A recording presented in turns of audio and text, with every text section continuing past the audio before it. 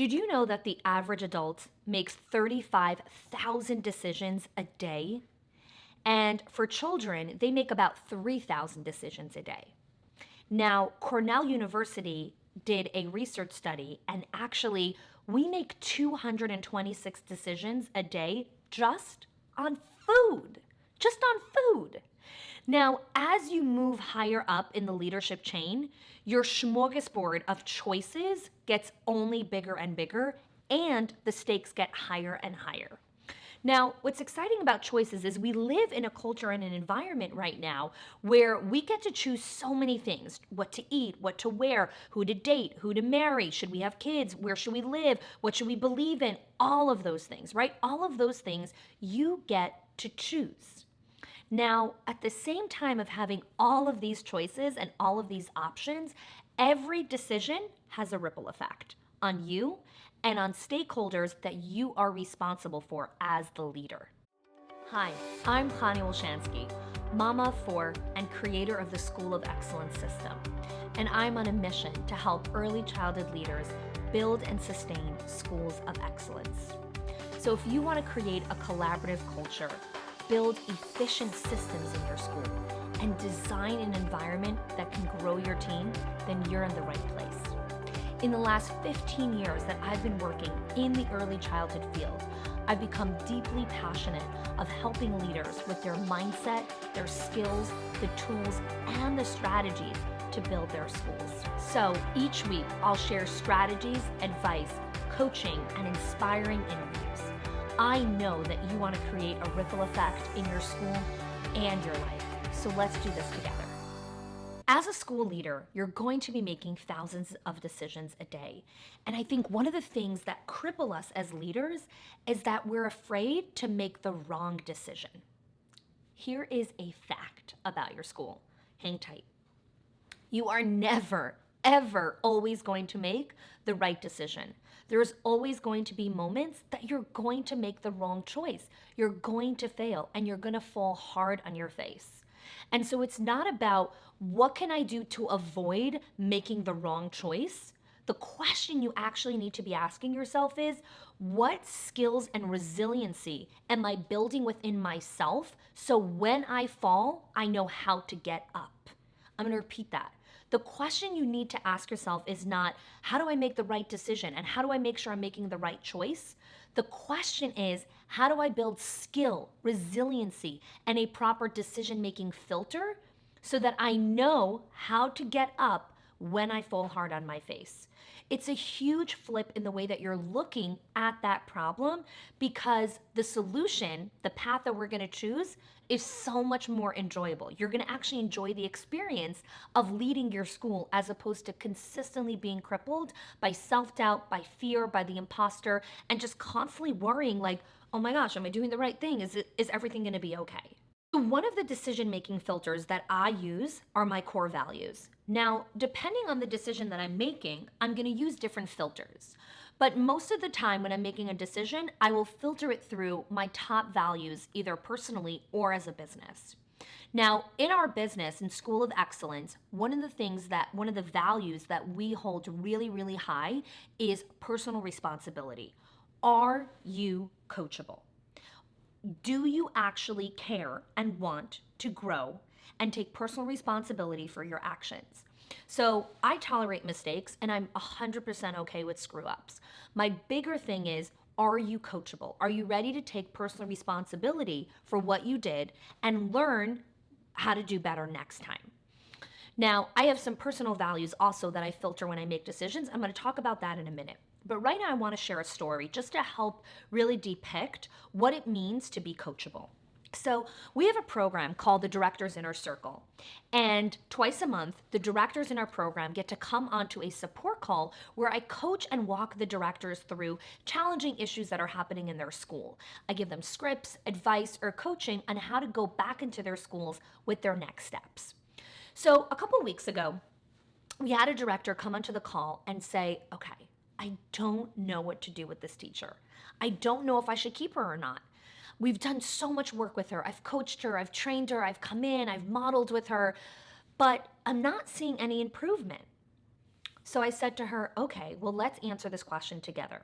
Is she coachable? So the director said, well, I don't know. I mean, I think so. Like maybe I need to do more, right? Maybe I need to do more modeling or more coaching. And as a school leader, we can get really stuck in this trap. Like, oh, I need to do more for them. I need to show up better. I need to be more servant leadership. And we always want to do more for our team, but we also need to take a step back and ask ourselves, is this person coachable? Like, are they even going to go anywhere? But I saw that the director was still unsure, and that question didn't really help her lean and own that decision. So I went to my next question and I said, do you have the time and the patience that is necessary to coach this person to the standard that you want to see in your school? And here what was crazy. I watched through the screen. She literally sat up and said, no. I'm like, there's your answer.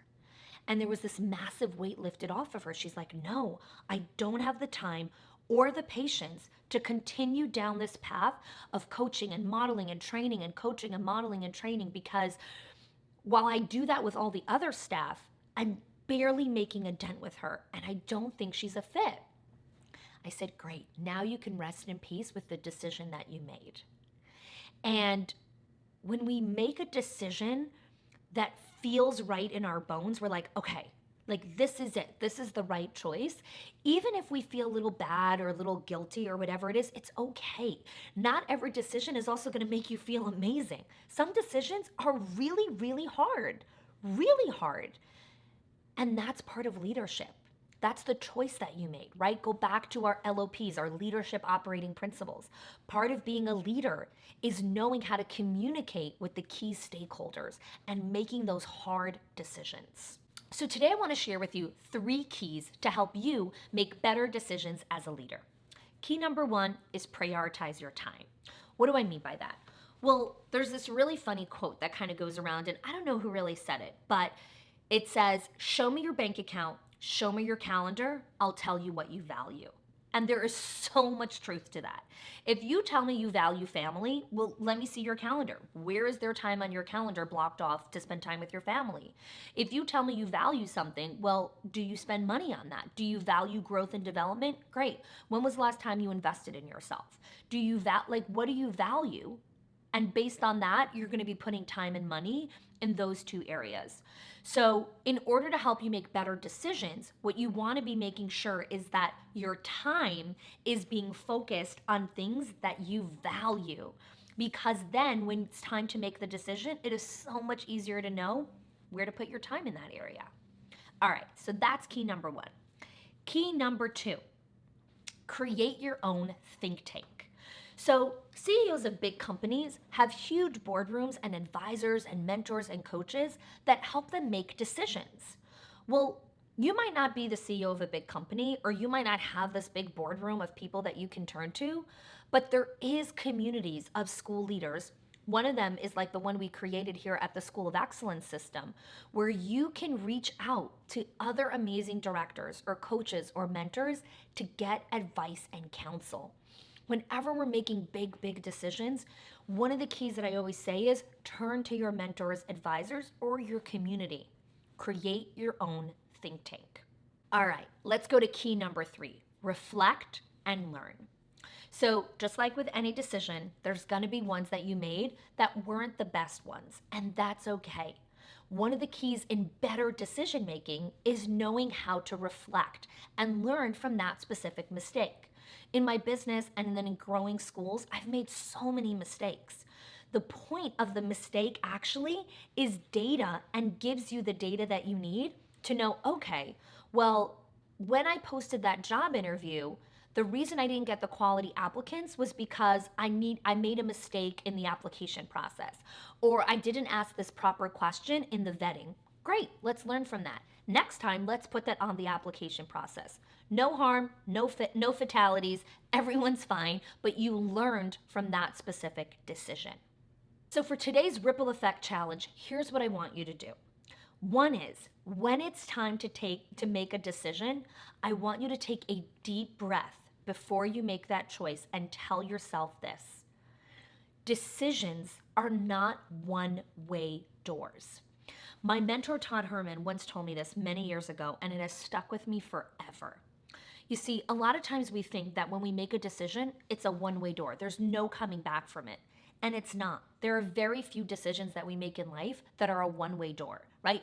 Jumping off the Empire State Building, that's a one-way door. But other decisions, you can always go back and say, you know what? I want to change my mind about this. I want to choose a different approach. It's okay. And so the next time you make a decision, here's your challenge. Breathe and tell yourself, decisions are a two-way door. And right now, all I need to do is decide. It doesn't need to be the best decision or the right decision. You just need to make the decision. If you like this video, make sure to subscribe using the bell so that you get notifications when we release videos twice a week.